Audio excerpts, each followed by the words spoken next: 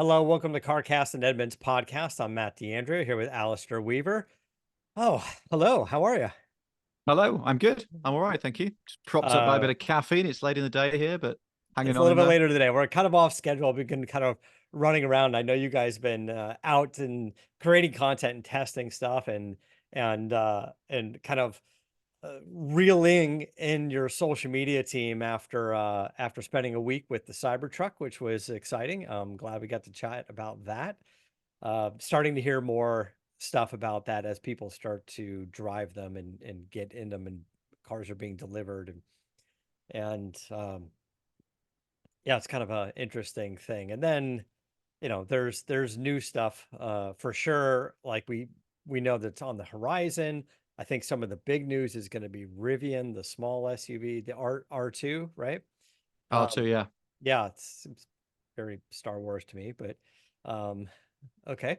Uh, Maybe we'll get some thoughts on that in a week because they're going to debut it in a week, and there's no real point in us speculating too much. All we know it's supposed to be a lesser expensive, smaller SUV, something for the masses.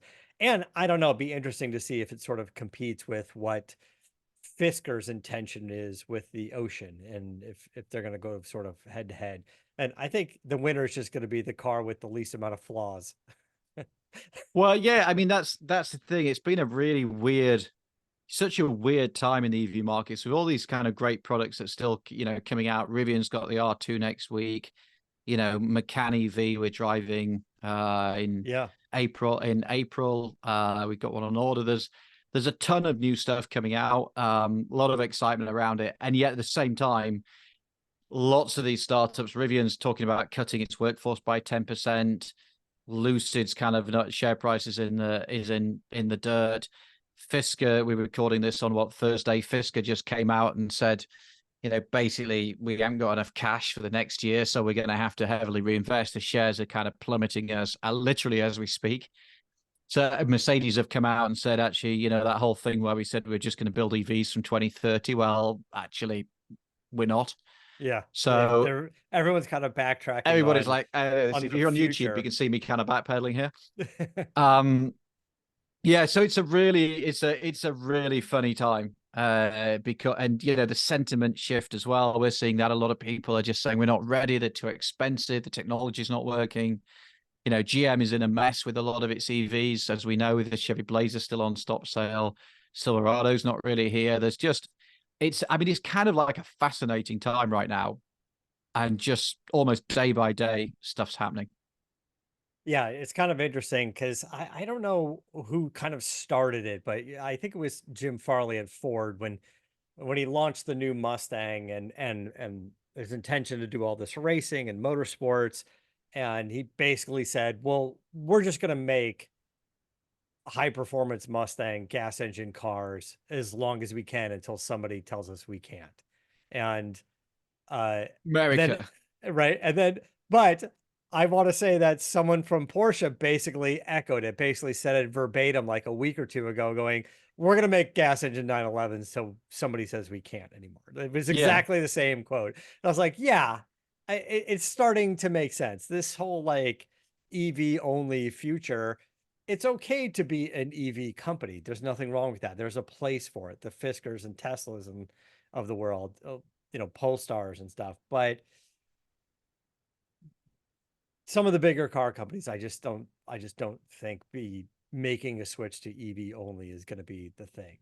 Well, I guess At least until the legislators say that can't speak, legislation says that they have to. And it is interesting. Like Porsche's tried to hedge a bit by talking about synthetic fuels as well. Maybe we can get around this. We can have synthetic fuels. And the other thing that I went out for dinner a couple of weeks ago with the CEO of Emissions Analytics, which is a really fascinating research company out of the UK, but they do a lot of work over here.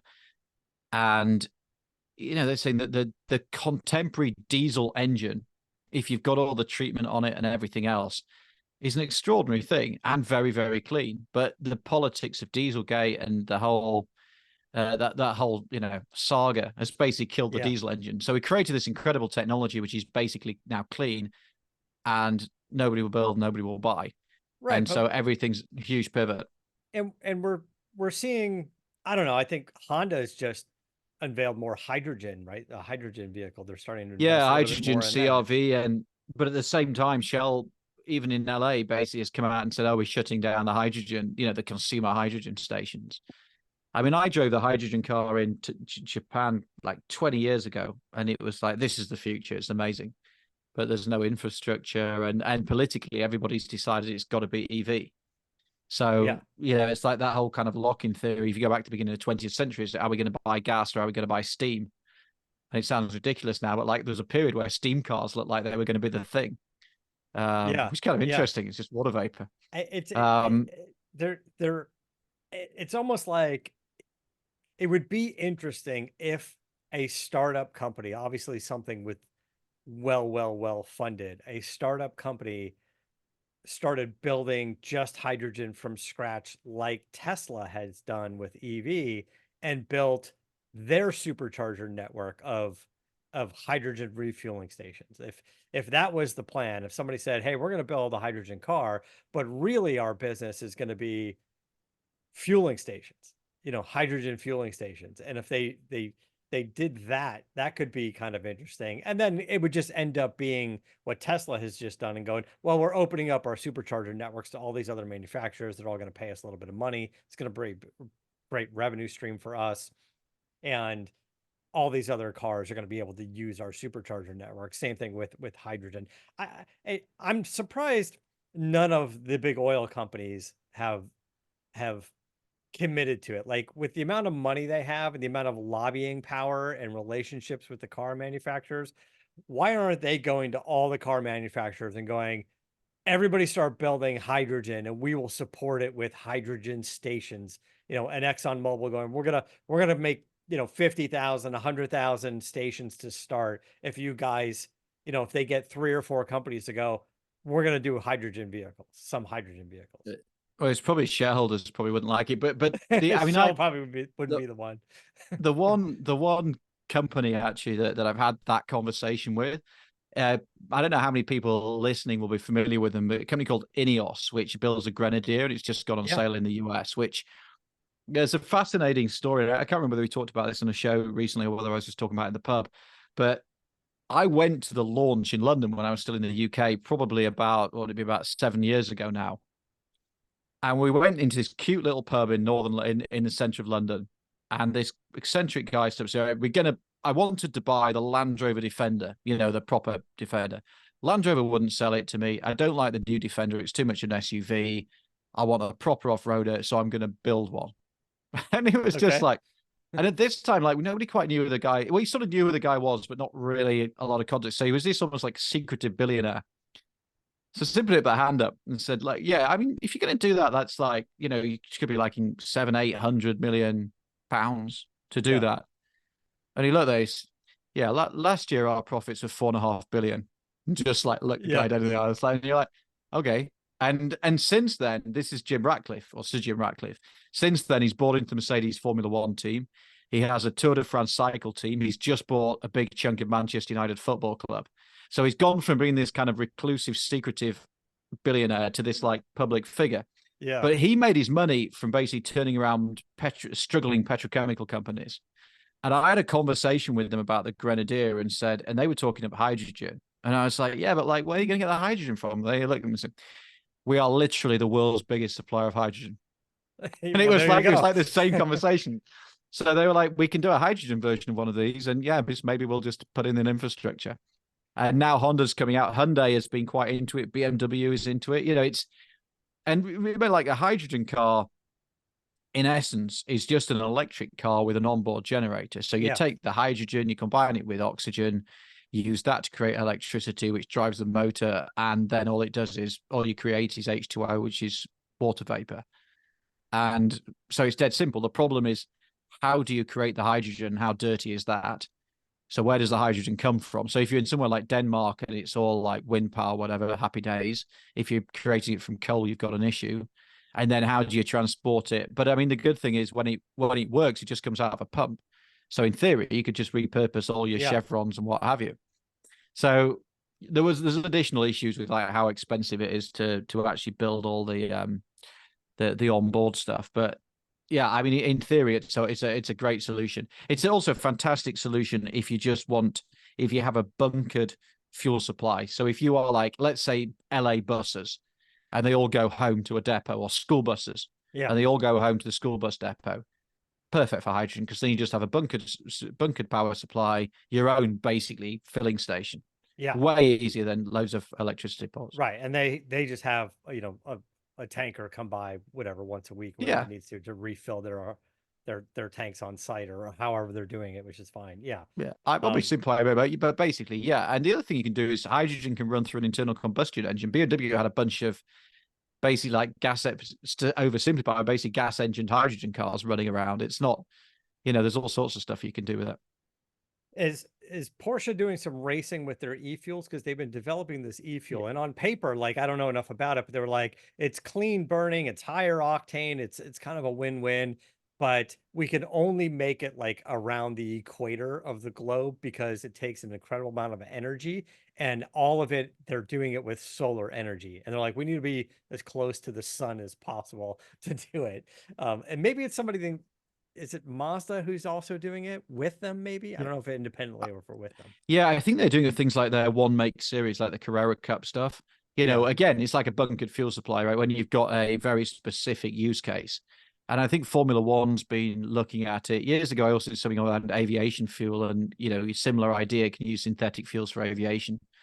Again, where you've got like a group of cars and you can bring in your own fuel supply, it probably makes a lot of sense. I don't think, to your point, they can build it in enough volume to have it distributed across the US. But it might also be a way in the long term where people like me and you with with classic gas powered cars, that we keep them on the road.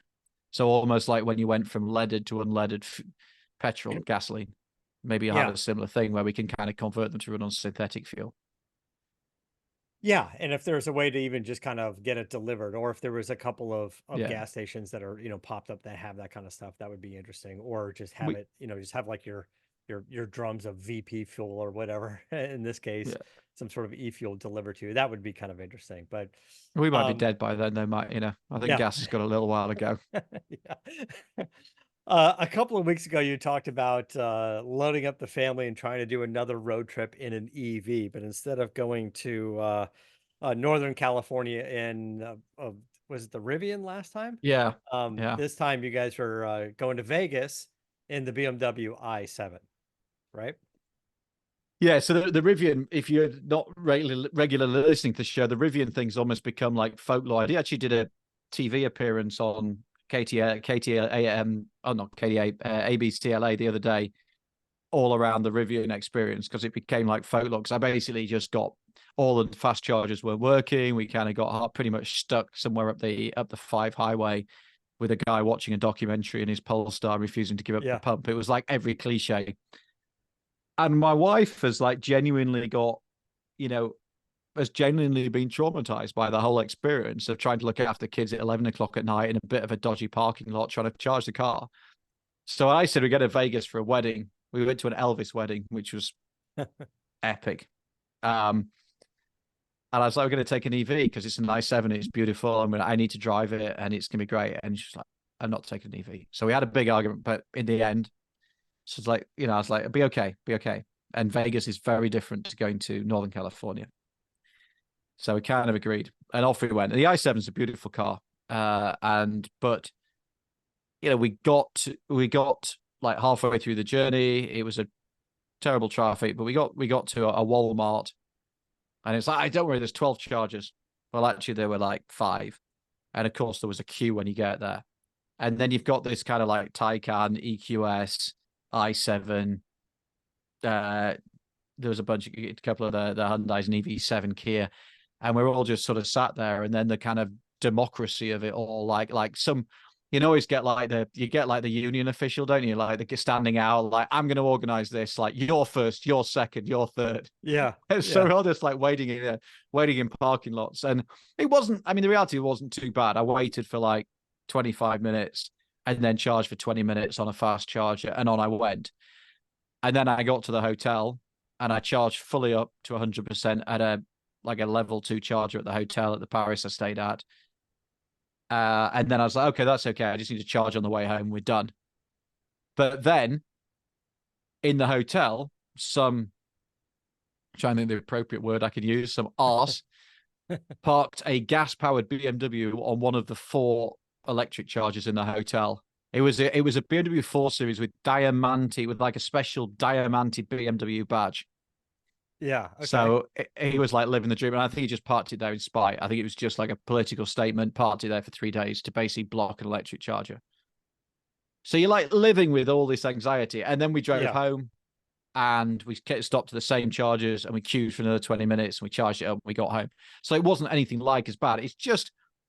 It's the psychology of it. It's like, I've got to think about where I'm going to charge. I reckon both ways, it cost me it added about 40, 45 minutes to my journey both ways. Okay. And that's the problem, right? Because the i7 is a beautiful car, but is it worth it over a 7 Series gas-powered car where I take all of that stress away? And that's the problem. It just isn't.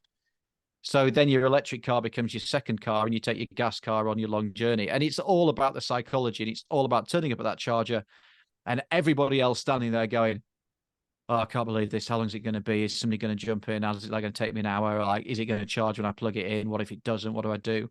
And like all these people are having this conversation, they've all gone back and talked to their friends, and their friends are going, oh, that sounds terrible. And the rest of the family's gone into Walmart and spent too much money because they're bored, and the whole experience is just bad. And this is what has to be solved. But i7 is a nice car.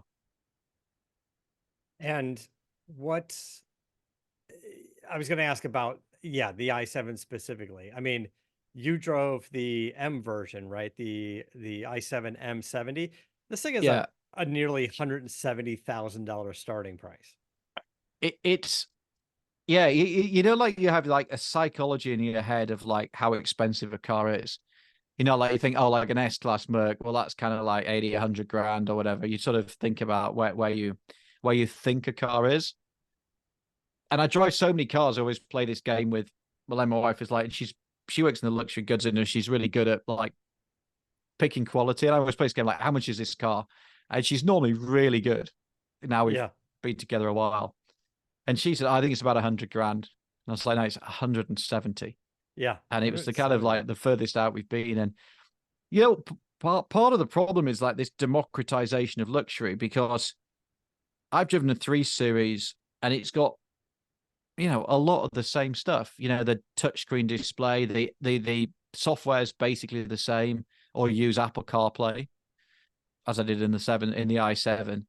So like you end up like, what am I really buying? It's got automatic doors, which are an option anyway, but you got to be a bit lazy not to pull the door shut. You've got a bit more space. You've got massaging seats. Well, that's pretty commonplace these days on a Kia. Yeah. You got this big screen in the back, but like, okay, you can get an iPad. There's like nothing. It's hard to do a luxury car now because so much of this stuff is available on a 50 grand mainstream car. My Genesis is GV60, which, our family car. That's, we pay $500 a month for that, and that's got 80% of what that BMW had.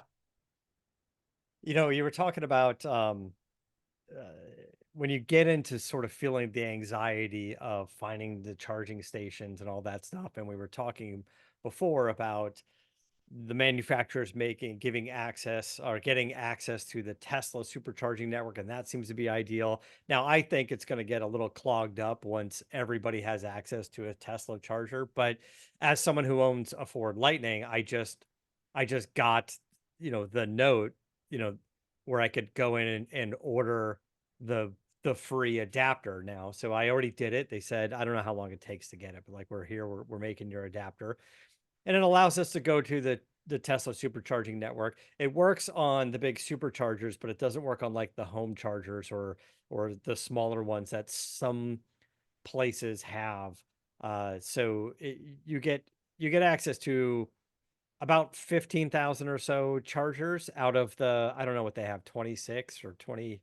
Yeah, it's about that was what I was about to say. It's a little over half the superchargers. So you got to be careful as well. Like thinking about my Vegas trip, there's a lot more Tesla supercharging, but you got to make sure you can actually use it. Right, you do. So, and it's interesting because another thought I had was, if you're following us on YouTube and we're just kind of scrolling, you can see the adapter. It you it snaps onto the front of the Tesla charging plug and then goes into your truck. And my immediate thought was, how many people are going to forget the adapter and just drive away? And hopefully you don't. I don't know if my truck will tell me, like, if I get into my truck, will it go, don't forget your adapter? Like the reminder was like, don't forget you have something in the back seat, that kind of thing. Or your cell phone is still plugged in. Reminder, take your cell phone. I don't know that you can put the Tesla plug back on the charging station with the adapter on it. I don't think so. That's No, that probably going to wouldn't be work. Yeah. so that's probably the thing. But I've been in malls and stuff, not necessarily with Tesla superchargers, but I go to like a mall in Santa Monica and there's all the free chargers there, and everyone just throws them on the ground and runs them over, and they're all smashed and there's wires hanging out and nobody puts them back where they're supposed to go. And probably there's probably 20 of them in the garage and 7 of them work because the rest have all been kind of smashed. But I was just trying to think of how many people are going to forget it, because the emails that we got saying it's free, you can sign up, and you can sign up to the end of June, between now and June 30th. If you have uh, an EV from Ford, like the Ford Lightning or a Mach-E, Yeah, I which believe Edmunds you could, does as well. Yeah. yeah, you can get it for free. But after that, I think it's going to be like $230. But it's just kind of an interesting thought, is maybe it does change the game, as you were talking about doing those big long trips and I not mean, being access. great for Ford customers, Yeah, terrible for Tesla customers. I would agree. And it's going to be bad for all the customers once every manufacturer is on board with this. And a lot of them Yeah, announced the partnerships, but they haven't really done it yet. So I think for like the next 2 months or so, Ford and Tesla are going to have a field day, or the Ford people are going to be excited about getting access. But at some point, especially that trip to Vegas on a holiday weekend, good luck. That the lines at those Tesla stations are going to be hours long. especially when you turn up in your Lightning truck, like you've just bought your Model 3, Yeah. and all our charging. And the other thing is, like, the Fords don't charge that fast either. So if you Yeah. look at the Edmunds EV charging test stuff, we get a cheeky plug-in. If you look at that stuff, the Fords don't charge very fast. So you're gonna, you've just bought your Model 3 Highland, you're feeling really smug about yourself. Then you roll up in your Lightning and steal the last charger, and it's like you're gonna be sat there. Yeah, I'm just gonna sit there See eating you the in an hour, my cheeseburger, friend. trying to fill Yeah, up my 116 kilowatts or whatever of yeah, battery, going, hey, good luck. yeah. And it's I'm gonna just take a gonna. while. Um, anyway, so that's I-7, but you also were driving the I-5. Is that what you're driving now? Yeah. So Because the we talked i5 about was it and it won awards from you guys. It did. It won the Edmunds top rated EV car for 2024. And we've actually got just added to our long-term test fleet, so we'll have it for the next year at least. And this is the M60, and it's so fast. It's the first time I've got it parked outside my house at the moment, and it's a lovely car. It's so comfortable. It's near silent, and it's bonkers fast. I mean, it's got like 600 horsepower. Is it 590 horsepower? Yeah, 593 593 horsepower. horsepower. It says 0 to Yeah, 16 3.7, but BMW in the past, especially with their gas engine cars, I guess, they've always been the cars have performed a little better than what they've yeah. specced out, which is Uh, kind of odd, but yeah. we haven't had ours to the track yet because it's literally we've had it like a few days. I just happened to have grabbed it from the office. It's the first BMW in a while I've liked the aesthetics of. It's got a super comfortable interior. It's a nice size, the 5 Series in the US. The 7 Series feels a bit big. Drives beautifully. The only thing about it, they've obviously taken this approach where they'll do the electric i5. You can have the gas 5 Series or the M5, whatever. It's just the performance is crazy, but it's just not. Maybe it's because I'm old, but it's not exciting in the same way. I had a very strange experience. This is going to sound very look at me, and believe me, I spent most of my life in real world cars. But we happened to have an SL63 in, the AMG one, Mercedes. That is a beautiful car. God, that's a lovely thing. And I drove it. I picked my little daughter from school up, and she got incredibly excited about sitting in the back with the roof down. And that's still the V8. It's not the hybrid one. It sounds fantastic. I think it looks good now. It has it's so well set up that it does a really good job of being like a kind of Floridian Cruiser 1 minute and then a sports car the next. I was really impressed with it. And I drove that into the office, and I just thought I could actually really see myself like having one of these. And then if I could afford it, clearly. And then I drove home in the i5, which in many ways is even faster. But it's just so silent, and you're just losing that sort of like visceral sensation of an engine and a V8 and the noise and the gearbox and the whole shebang. And maybe like my kids will not even think about it.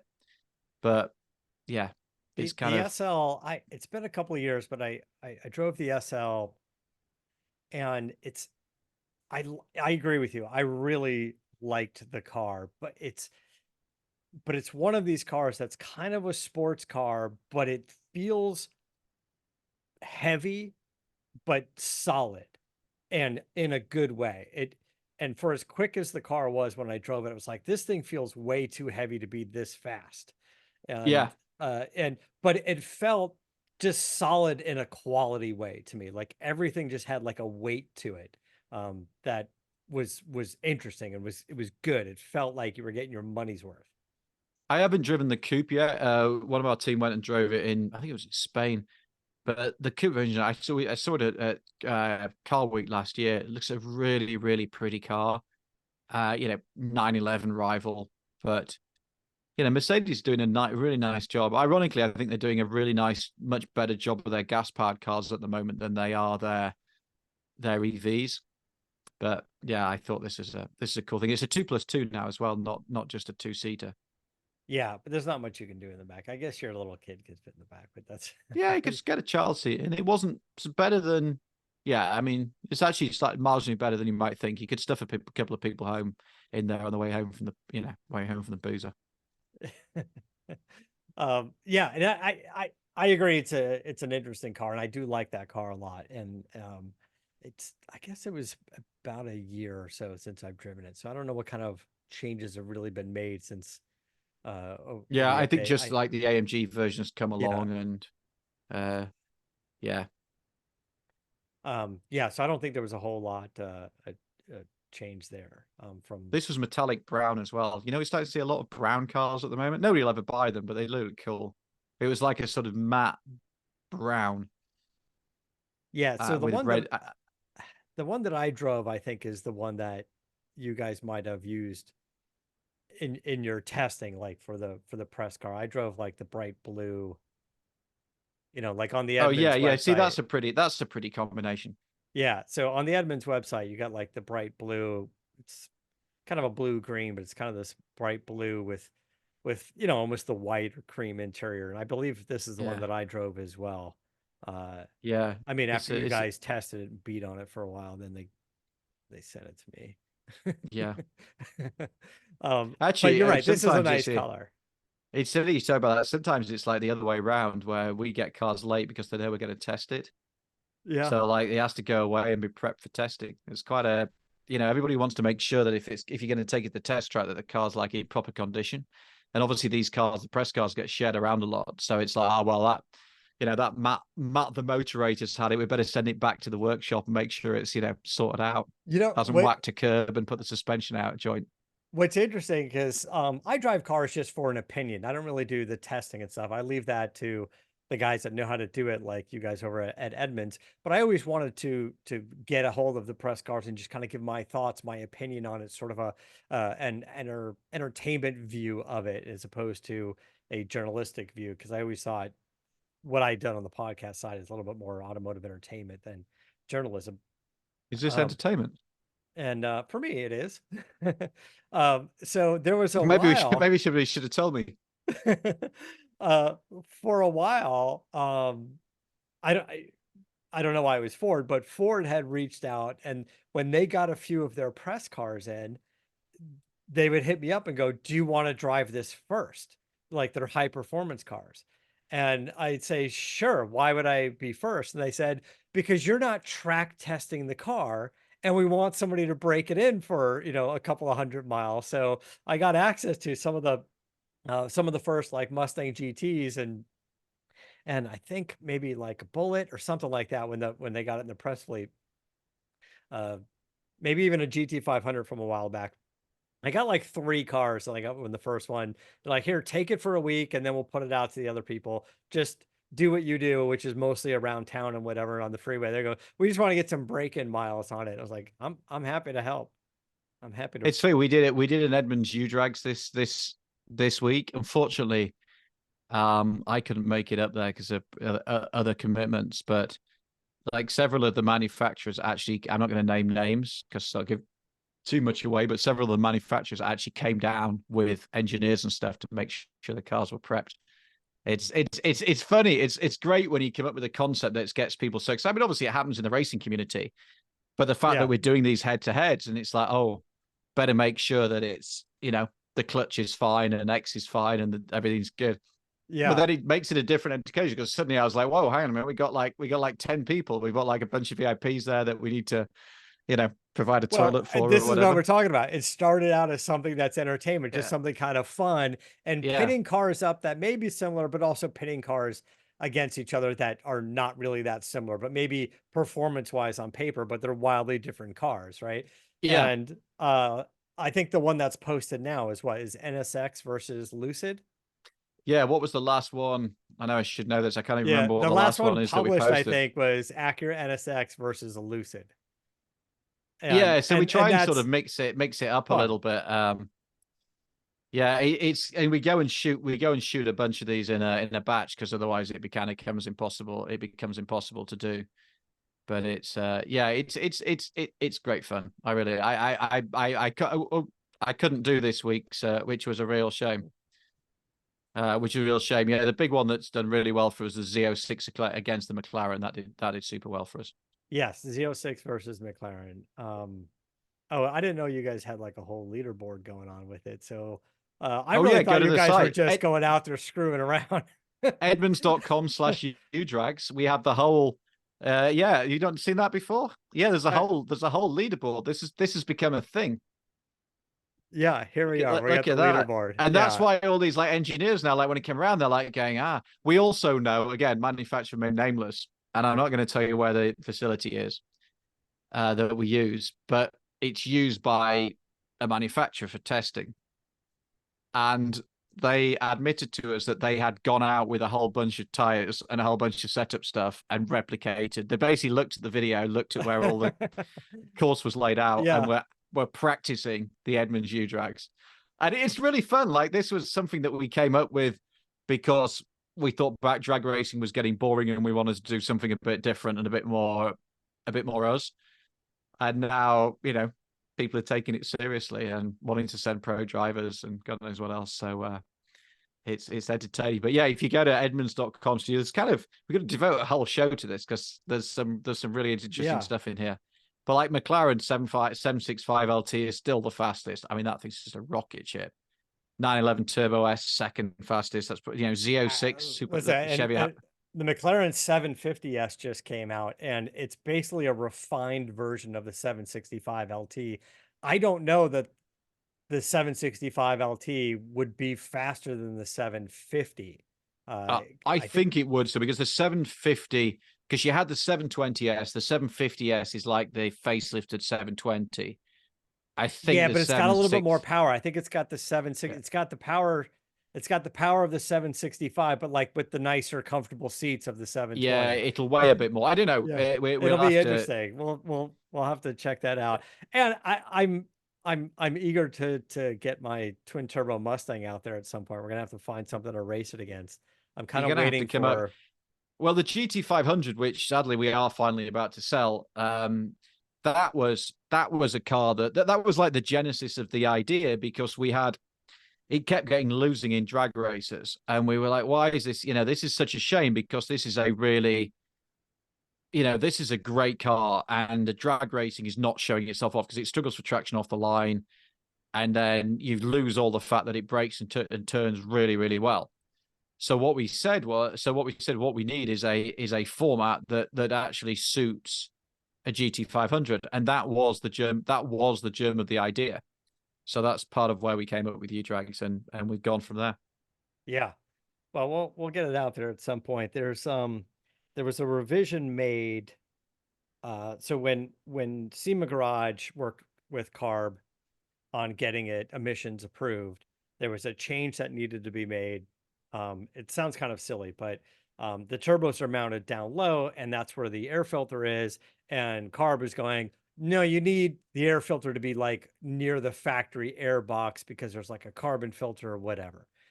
So the guys at Hellion Turbo developed almost like a belly pan that goes from the turbos, and it's like a long thin air box, and then goes back up to like the factory air box area, and then so it sucks in air from under the hood where the air filter would be, goes through like this 1 inch tall, 3 foot wide belly pan to the twin turbos.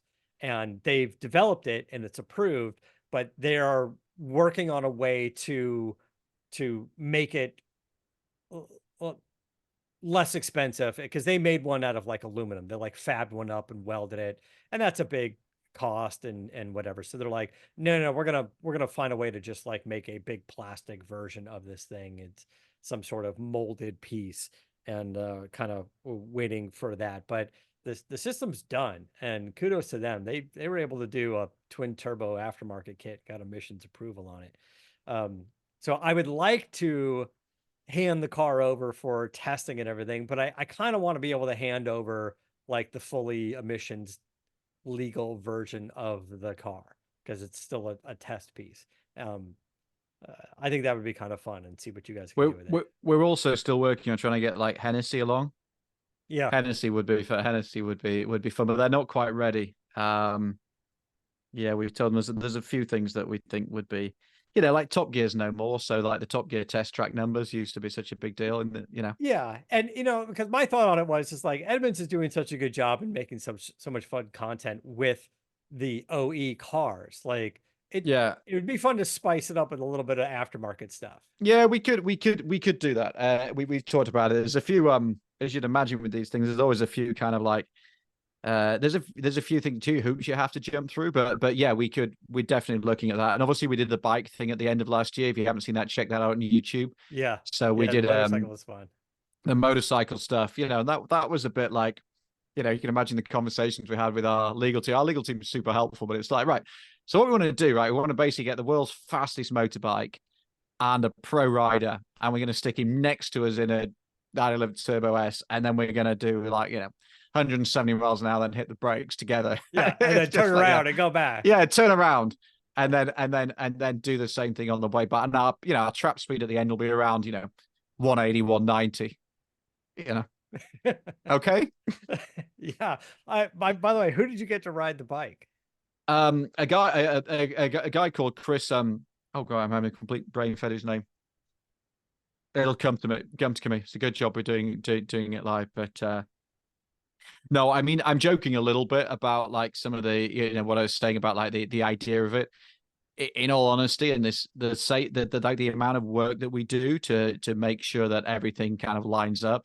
It always looks flippant on camera, but there's a lot of professionalism that goes into this, and that's why it's really hard to do, and that's why we go and film it like 2 or 3 times a year. So yeah, well, now that manufacturers are catching on, and they're out there like taking the air temperature, and I don't. We have the air temperature. We take the weather station. I'm not kidding you. We have a weather station we use for testing, and we can use for corrections, and we take that along. So we're building in all these factors, but. Yeah, it's a big operation that we kind of dreamt up, and there's a hell of a lot goes into it. So I don't want to give anybody the impression that it's that they're sort of playing around here. It's a big deal. Yeah. Well, I'm curious to see what the next one is that you were teasing when it comes out soon. I guess, like you said, you film a few at a time. So yeah, we're gonna have to figure out a good time to bring Chris Moore. Sorry. Lovely guy. I hope he's not listening. Sorry, Chris. Yeah, well, this is what happens. I put you on the spot live. Um, all right, so what's coming up? Is there anything else we're missing? We can kind of wrap things up, I think. Formula One this weekend. Very excited about the Grand Prix. Yeah, are you? Yeah. I used to Um, work in Formula One. I'm yeah, still a massive geek. Um, Probably quite glad I don't work in it now. There's like 23 races a year. It's like, I mean, it'd be great if you've got like a selfish single lifestyle, but I don't know how you do it if you're a, you know, if you're a family man. So that's we got. What else we got? What else we got coming up? when do you guys drive the Macan EV? Because I feel like that's going to be Macan EV is big news. later, more like April, more sort of April time. I'm driving personally going out to Spain to drive the Taycan in a Okay. couple of weeks. So that's actually confirmed. Again, Yeah. we were talking earlier about, EV pace of change. Like the Taycan, it's basically the midlife refresh. Big change, like charging speed, range, performance, big overhaul. Technology is moving that fast. So I'm really excited about I going mean, to go and drive overall, that. I think it's just got different battery technology or some revision that they're doing. Yeah, different battery That's kind of big technology, news. charging technology. There's a lot Yeah. going into it, but it does mean if you've got a Taycan right now, still a great car, but you know, often like a mid-cycle refresh is, a slightly different nose job and all the rest of it. Whereas actually this is technologically quite a big step forward. So excited about driving that in Spain. We just drove the DB12 Volante, Yeah, the that's a Aston pretty Martin. car. I didn't do it when the team drove that. So yeah, we've got a ton of stuff going on. And I'm then forgetting most of it. It's late in the day. March 7th, about a week from now, is the Rivian R2, I don't know, Yeah, press I'm announcement or hoping the unveiling of that. that's down in Laguna Beach, and I'm potentially going down for that. I've got a few other things going on, but we've definitely got people there. I might personally go down as well to take a look at that. So that's an exciting car, Model Y rival, 40 to 60 grand, that kind of region. Yeah. So a bit like the Fisker. Yeah. Okay. It's all happening. I mean, it's honestly, it's like a crazy busy time. We've got people like in Europe. We've got like several trips to Europe a month at the moment for various different events, and so yeah, it's all happening. It's exciting. It's such an exciting time. It's a weird time because it's almost like every week it's changing. EVs are in, EVs are out, timelines are shifting. This is on sale, that's on sale. We've pulled it off sale. There's so much going on. Right. Yeah. Okay, we'll just we'll catch up on things next week. I'm looking forward to it. And yeah, we'll have to plan the podcast around some of these trips if you're gonna go to Spain. I'm going to Spain. To I'm going to Spain for, it's literally like for a day. I mean, everybody sounds like super glamorous. Do you know my flight? Sorry, this sounds spoiled, but my flight schedule back is Seville, Amsterdam, Amsterdam, Paris, Paris, LAX in one day. So it's great. yeah. I'm You're not I'm even not gonna go suggesting. outside. You're just gonna hop from I'm airport not to airport. suggesting that going to Seville to drive a Porsche is not a massive privilege. It's a massive privilege, but like the idea that you're sitting around quaffing Rioja is, the reality is you're sitting on a plane banging out the copy, Yeah, right. and nobody listening is going to feel sorry for me at all, and rightly so. No, I don't feel sorry for it, but it's No, nice to think about it anyway. All right, guys. Thanks so much for listening. We'll catch you next week. Until next time, keep the air in the spare and the bag in the wheel.